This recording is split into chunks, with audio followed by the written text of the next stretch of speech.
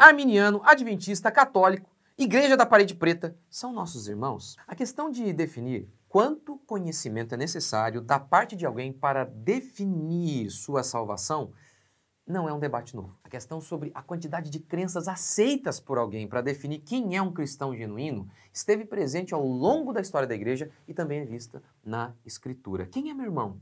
Vamos falar um pouco disso? Curta, comente, se inscreva. Bora para mais um vídeo. Hoje tem essa celeuma na internet, né? Tantas doutrinas que as pessoas falam, isso é meu irmão, esse não é meu irmão. E muitas pessoas adotam aquela política relativista do homem moderno. Para com isso, gente. Para, eu não sou nem de Calvino, nem de Armínio, eu sou de Cristo. Interpretando, ou distorcendo o texto de 1 Coríntios. As crenças são importantes. Eu vou começar assim. Eu acho que uma das pessoas mais amorosas que eu conheci na vida foi um herege. Um pastor muito herege, mas muito herege. Mas o cara é extremamente amoroso, extremamente educado. E aí que mora o perigo. E as pessoas falam, não é importante o que você crê. Lembra da história do Jim Jones? A igreja dele era vista como um mar de amor, tinha assistência social para criança, para velho, para jovem, para pessoas que estavam querendo ingressar no trabalho, para sair das drogas. A igreja era adorada por todo mundo, abrigava todo mundo, ajudava todo mundo, o pastor era amoroso, carismático, simpático. No final, as suas crenças o levaram a matar todo mundo. Ele levou todos da sua congregação a um suicídio coletivo. E era muito amoroso. Então, o diabo se apresenta como anjo de luz. E você tem uma maneira como ele gosta de se apresentar, é com amor e dizendo que as doutrinas não são importantes. Elas são. As crenças moldam. As crenças moldam quem a gente é, tá bom? Então, acho que é importante falar isso antes das pessoas, não importa o que você crê. Importa muito. Vamos lá, então, começando para responder essa pergunta, quem é meu irmão? Vamos começar com a questão histórica. Quanto conhecimento é necessário da parte de alguém para alegar que essa pessoa possui fé salvadora? Primeiro, essa pergunta foi feita. E por que foi feita? Porque sentiram que era necessário. E como foi respondida? Por exemplo, a Igreja Católica. Ela afirmou ser necessário algum conhecimento, mesmo que seja um conhecimento rudimentar, mas era necessário algum conhecimento para determinar que alguém era crente ou católico. Conhecimento este que, de acordo com ele, se desenvolve ao longo do tempo. No Antigo Testamento, por exemplo, era necessário apenas saber que Deus existe e que Deus recompensa quem o busca, como declara Hebreus 11:6. Alguns exigiram conhecimento a mais, de 4 verdades, além das 2 primeiras que eu citei, a crença também na imortalidade da alma e na corrupção do pecado. Com o advento de Jesus, alguns acrescentaram os famosos 12 artigos de fé do credo apostólico, como regra para definir quem tem fé salvadora. Lembra do credo? Creio em Deus Pai, Todo-Poderoso, Criador do céu e da terra, em Jesus Cristo, seu único Filho, nosso Senhor, que foi concebido pelo poder do Espírito Santo, e por aí vai. Então, isso aqui é chamado na fé católica de fé implícita. Essa ideia de, você tem que ter algum conhecimento, mesmo que você não entenda direito, você tem que ter um conhecimento rudimentar ali para declarar que você é salvo. A Reforma Protestante rejeitou esse conceito católico de fé implícita, essa crença em verdades, em alguns artigos de fé que você nem compreende. Então, isso é fé implícita, tá? A Reforma Protestante diz que está errado. Dizendo que a fé salvadora é confiança pessoal na graça de Deus em Cristo Jesus. Agora, por outro lado, a fé protestante, ela creu em algo que é parecido com a ideia de fé implícita. São os artigos fundamentais. Os artigos fundamentais são o quê? Com a Reforma Protestante, surgiram igrejas que divergiam em alguns pontos. Tinham uma confissão em comum, mas divergiam em alguns pontos. E aí se fez necessário definir o que era fundamental e o que era secundário. Portanto, você vê, tanto do lado protestante quanto do lado católico, a necessidade de crer em alguns artigos para dizer quem é cristão ou não. Isso é muito interessante. É interessante também que Bavinck comente que o protestante discordava da fé implícita do católico e o católico discordava dos artigos fundamentais dos protestantes, mas em essência eles são parecidos. Em ambos os lados se percebe a necessidade de estabelecer critérios para diferenciar o verdadeiro cristão do falso cristão. Agora, pensando na Bíblia, a gente vê isso na Bíblia, uma exigência de certas crenças para determinar quem é irmão? Vemos e vemos demais. 2 João, por exemplo. João diz que quem nega que Cristo veio em carne é anticristo. Você não deve nem recebê-lo em sua casa. Sabemos que os gnósticos estavam se filtrando na igreja. Eles criam que a matéria era má. Logo, como se diziam ser crentes em Cristo, eles diziam que Jesus não tinha corpo. Ou seja, aqui está claro que a ideia moderna, não importa o que você crê, ela está errada. Importa sim. Importa tanto que João disse para não nem receber alguém e nem cumprimentar alguém que negava a encarnação. Ou seja, para ser cristão, tinha que acreditar na encarnação. Era um critério de fé. Agora, vamos para outra crença, que essa, meu amigo, também é fundamental. E separa, assim, e muito, o verdadeiro cristianismo de todas as outras religiões, incluindo o falso cristianismo, que é a Igreja Católica e muitas igrejas evangélicas, que são falsas. Que doutrina é essa que separa o joio do trigo? Justificação pela fé. Que o homem é salvo não por obras, mas exclusivamente pela fé em Cristo Jesus. Vamos lá para Gálatas 1,6. Maravilho-me que de tão depressa passasseis daquele que vos chamou a graça de Cristo para outro evangelho, o qual não é outro, mas há alguns que vos inquietam e querem transtornar o evangelho de Cristo. Mas, ainda que nós mesmos ou um anjo do céu vos anuncie outro evangelho, além do que vos já tenho anunciado, seja anátema. Tá vendo? Paulo está colocando aqui um critério de fé. Se não crer no evangelho do jeito que eu preguei para vocês, não é irmão. Fique longe dessas pessoas. Ok. E qual era esse outro evangelho? Que não era outro, como Paulo fala. Então, deixa-me explicar aqui. Esse outro evangelho que não é outro. Não é outro evangelho no sentido de que eles não vinham anunciando algo completamente diferente. Não, eles eram falsos, esses mestres eram falsos, mas eram cristãos, que diziam estar ensinando o evangelho de Jesus. Portanto, nesse sentido, não era outro. Mas era outro porque eles pegaram o evangelho de Jesus e o adulteraram, acrescentaram algo. E ao acrescentar, o transformaram em outra coisa. E o que seria esse outro evangelho? O evangelho da justificação pelas obras, como fica muito claro na carta de Paulo aos Gálatas. Sabendo que o homem não é justificado pelas obras da lei, mas pela fé em Jesus Cristo, temos também crido em Cristo Jesus, para sermos justificados pela fé em Cristo, e não pelas obras da lei, porquanto pelas obras da lei nenhuma carne será justificada. Gálatas 2,16, tá vendo? Esse é o tema. E Paulo continua com esse tema de que a salvação não é pelas obras, a salvação pelas obras é um outro evangelho. Gálatas 5,4. De Cristo vos desligastes, vós que procurais justificar-vos na lei, da graça decaístes. Cair da graça é deixar de confiar que Cristo salva e passar a achar que você é salvo pelas suas obras. O problema então é o seguinte, aqueles homens pegavam Cristo, ou melhor, pegavam ali o evangelho, diziam que eram crentes em Cristo, o que significa dizer que outro evangelho é que eles anunciavam Cristo, um Cristo que salvava pela fé, também pelas obras. Eles acrescentavam algo. Pois veja em Gálatas 1,6, ele fala em outro evangelho que é um evangelho que vai além, é um evangelho que acrescenta. Tem que crer em Jesus para ser salvo, mas não é só isso. É fé em Jesus mais alguma coisa. Isso é o outro evangelho que Paulo está condenando aqui, dizendo, olha, quem prega isso é anátema. Quem acrescenta alguma coisa, diz, é fé em Jesus, claro que é, mas tem uma coisinha a mais, é falso evangelho. Está indo além do evangelho que Paulo anunciou. Aqui está um grande critério para separar as seitas, separar igrejas verdadeiras de seitas. E por isso a Igreja Católica, são vários os motivos do porquê a Igreja Católica é uma seita. A questão da justificação pela fé é um dos mais centrais. Se nós protestantes pegarmos o credo apostólico e lermos com os católicos, o credo que eu acabei de citar, ambos vão confessar que concordam com o credo. Qualquer protestante legítimo que entende a sua fé, pega aquele credo lá apostólico e ele crê.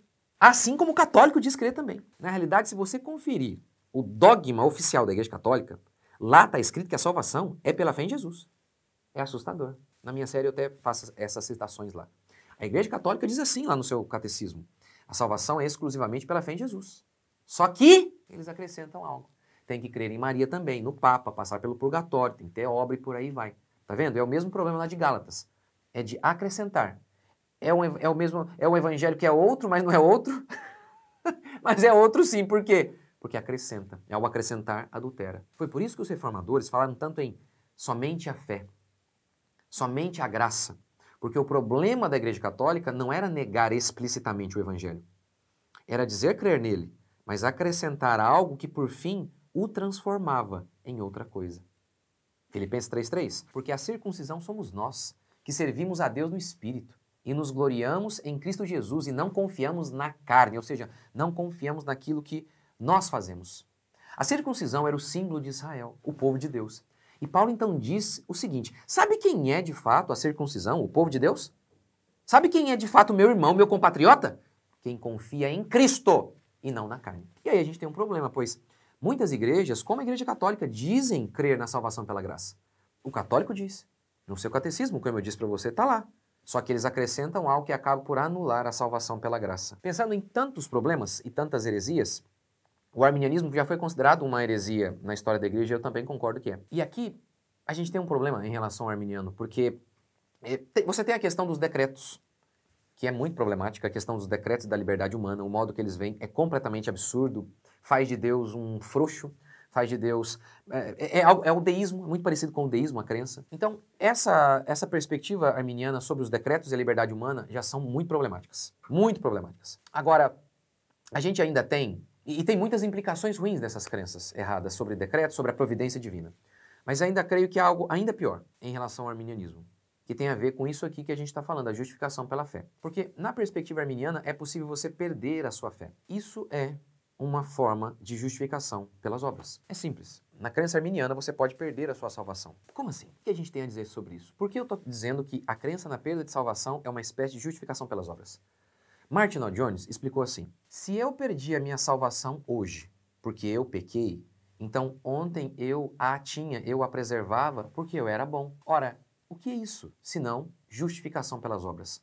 Com a diferença de que o pagamento não é à vista, mas a prazo. O que é isso, senão outro evangelho? É acrescentar. É dizer que não é apenas a fé em Jesus que salva, é a salvação mais a minha santificação, mais a minha capacidade de manter a minha salvação. Ele salva, mas no fim quem garante a salvação mesmo sou eu, através da minha santificação. Outro detalhe importante sobre a quantidade de crenças para se definir se alguém é cristão ou não, é a revelação progressiva. Paulo diz em Efésios 3 que o mistério outrora escondido agora foi revelado. Que mistério? A salvação dos gentios. Apesar disso, já está lá no Antigo Testamento. Quando, por exemplo, Deus disse para Abraão que nele seriam benditas todas as famílias da terra. Tá vendo? Já estava lá. Mas ainda assim, Paulo diz, olha, isso era um mistério. Mas agora não é mais. Então, se era mistério, era assim um critério de fé para acreditar nisso, para dizer que é irmão, era mistério. O próprio Paulo está dizendo que era mistério. Mas e agora? Revelado o mistério. Um judeu dizendo que um gentio não pode ser salvo, isso podia ser tolerado? De forma alguma, tanto é que teve divisão. Você lê em Atos Paulo rejeitando os judeus por conta disso. Era uma crença que tinha que ser recebida. Era um mistério? Não é mais. Ou pense em Jesus. Um judeu no Antigo Testamento cria que o Messias viria, mas ainda não sabia quem era o Messias, porque isso ainda era um mistério. Agora, com a vinda de Jesus, com a revelação de Deus aos homens, de que Jesus é o Messias, crer em Jesus torna-se algo necessário. Não basta crer no Messias. Você tem que crer no Messias, que é Jesus, que é o único Messias. Há, portanto, então, um progresso da revelação. Há uma crença a mais agora, que é exigida dos cristãos. Nesse sentido, dos cristãos e de todo mundo. Nesse sentido, a igreja, diante dos debates, ela vai se aprofundando no seu conhecimento. Ou Deus vai se revelando mais e mais a cada dia ao seu povo. Não no sentido de novas revelações, mas no sentido de aclarar essas revelações que nós temos da palavra de Deus. Então pense, por exemplo, a doutrina da Trindade. Ela não foi inventada pela igreja, mas ela foi sim desenvolvida e explicitada justamente por conta dos hereges. E agora, diante do desenvolvimento dessa doutrina, que já estava ali, mas agora foi reafirmada, divulgada, colocada em destaque, para quem era mistério, né, como crer? Apesar que não é, estava lá, já está mais. Mas se algo era mistério, como exigir que se creia nisso? Mas diante do que foi revelado, como negar a crença nisso? Portanto, os cristãos acertadamente consideraram falsos aqueles que negaram a Trindade. É heresia. Não crer na Trindade é heresia. Ou seja, as crenças históricas da fé cristã, defendidas, desenvolvidas ao longo da história da igreja, constituem-se sim naquilo que define um cristão. Jesus disse que a igreja é a luz do mundo. Jesus prometeu guiar a sua igreja à verdade. Negar essas crenças históricas, que são bíblicas, mas foram desenvolvidas pela igreja, é sim um sinal de rebeldia contra o Criador. A rebeldia no coração humano é, em primeiro lugar, uma rebeldia intelectual, né? Tendo conhecimento de Deus, não glorificaram como Deus. Portanto, é sim de se pensar como alguém pode se chamar de cristão sem crer nas doutrinas fundamentais que os cristãos sempre creram. Lembra do que Judas disse? Ele se sentiu obrigado a batalhar diligentemente pela fé que uma vez por todas foi entregue aos santos. Como é que é? A fé foi entregue a quem? aos santos, sim. Como então ter a fé rejeitando os santos? Os homens de Deus, os verdadeiros homens de Deus, que o Senhor proveu a sua igreja para nos ensinar. Impossível rejeitá-lo. Bavinck disse, seja quem for que se isole da igreja, do cristianismo como um todo, da história do dogma em sua completude, perde a verdade da fé cristã. E eu concordo. Cristãos têm divergências em pontos secundários, mas os artigos fundamentais estão aí. O verdadeiro cristão, ao ser exposto a esses artigos, ele crê. O ímpio, ele não crê. O falso crente, ele não crê. Sim, a rebeldia também é uma questão intelectual. O falso crente, ele não consegue crer. Portanto, sim, é necessário crer num conjunto de crenças para que alguém seja classificado como cristão. Nós não somos uma ilha. Nós somos um povo, o povo de Deus. E estamos unidos ao nosso povo, através de uma longa tradição. Quem diz sola escritura, achando que isso significa ignorar o que os homens de Deus produziram ao longo da história, corre um grande risco de ser classificado como falso cristão. Porque, veja bem, até o sola escritura, você aprendeu na onde? Você aprendeu com o homem de Deus. Você aprendeu através da tradição. Então, a tradição, em seu próprio sentido, é a interpretação e aplicação da verdade eterna no vernáculo e na vida da presente geração. A escritura, sem esta tradição, é impossível, disse Bavinck, e eu concordo. E Bavinck conclui que essa é uma das características das seitas. Eles ignoram a tradição. Então veja bem, qual é o problema da Igreja Católica? É colocar a tradição acima da Escritura. E muitas vezes uma tradição que até entra em contradição com a Escritura. A Reforma, portanto, ela coloca a Escritura como centro e tudo deve ser julgado a partir da Escritura. Mas a Reforma, de modo algum, ignora a tradição. Ela simplesmente coloca a tradição, aquilo que foi produzido pelo povo de Deus ao longo da história. A Reforma Protestante coloca a tradição no seu devido lugar, porque ela sim nos ajuda em nossa caminhada. Então, é óbvio, isso aqui visa resolver todos os problemas, é um videozinho de YouTube, formato menor, mas lança aí uma sementinha para responder a pergunta, quem é meu irmão? E a gente conclui assim, o acumulado de crenças históricas defendido ao longo de toda a história pelo povo de Deus, que obviamente tem um progresso, os ímpios ou o falso crente, ele não consegue crer. O crente verdadeiro, ele consegue receber a doutrina e a verdade. Deixe seu comentário aqui. Vou fazer mais vídeos sobre isso, e quem sabe amanhã a gente já solta um desse aí. Vai, vamos lá. Valeu, gente. Deixe seu comentário. Deus abençoe.